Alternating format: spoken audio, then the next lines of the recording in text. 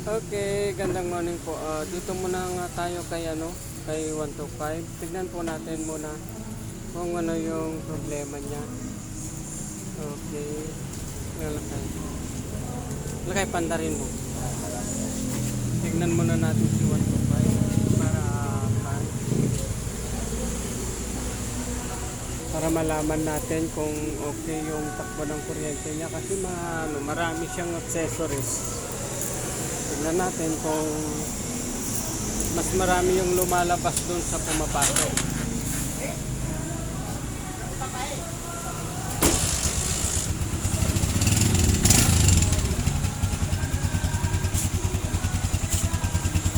Kayawakan mo. Tignan mo lang to ha.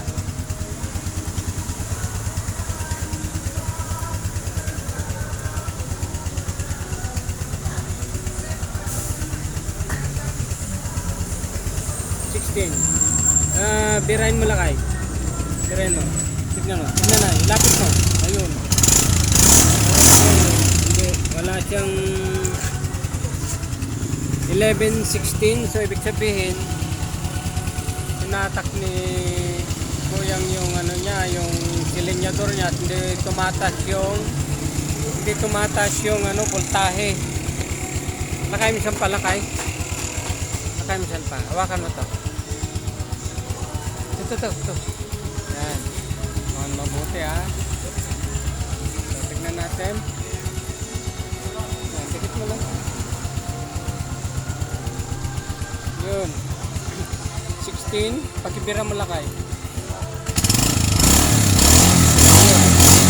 Hanggang 16 lang talaga. Kapag bumaba pa dito, wala na. Hindi na niya kaya. Kaya, ibig sabihin, may problema sa wiring niya. Okay, nakita na natin kung paano tumakbo yung kuryente. Kaya mamaya, tignan natin. Wiring natin mamaya pag